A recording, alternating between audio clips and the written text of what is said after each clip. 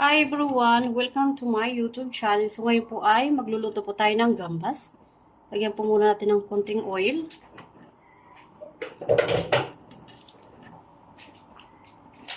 Lalagyan po natin ng butter.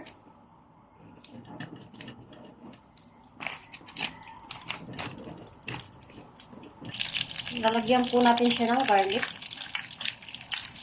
Kahit madaming garlic, okay lang po yan. Hindi ko rin naman siya iba-brown. Kasi luluto ko dyan yung shrimp.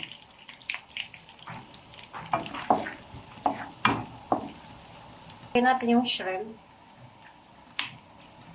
Mabilis lang po siya maluto. Pag nag-pink po, babalik na rin natin at isasal natin sa lagayan muna.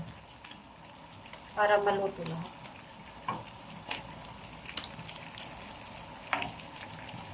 Madali lang po lutuin po yung itong gambas.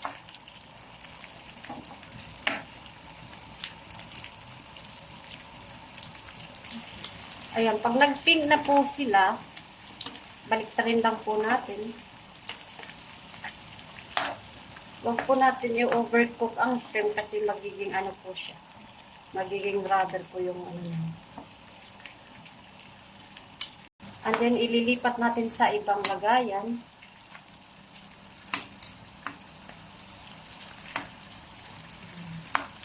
Ilalagay ulit natin yung iba.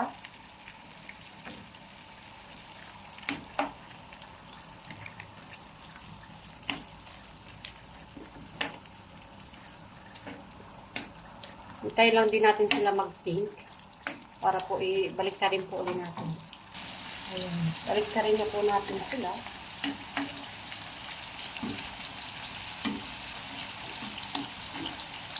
Napakadali lang po yan gawin. May mga ingredients po kayo sa yung bahay. Pwede po yan. Magugustuhan din po yan ng mga anak niyo. Pwede din po ito pambaon sa school.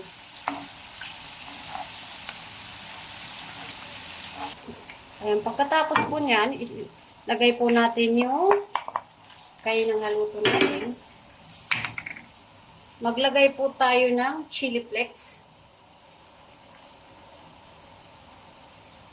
Huwag masyado para hindi po ang anghang. Maglagay po tayo ng Spanish paprika. Kunti lang po, baka over naman ang anghang niyan. Then, black pepper.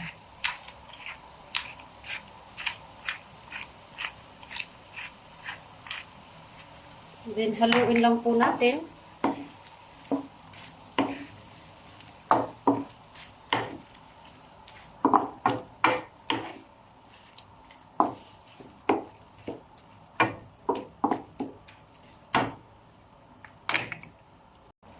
Then, we top of parsley.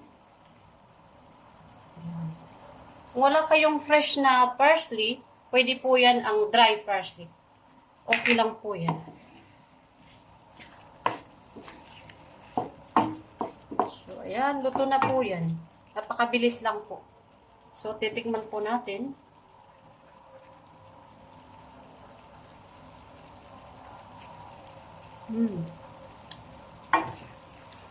Tama lang yung pagkakaluto. Hindi ko po siya linagyan ng asin kasi po yung asawa ko ay bawal siya sa maalat. Pero pag ganito okay na po kasi matamis na po yung shrimp niya. So, sa lahat po nanonood ng aking YouTube channel, thank you so much.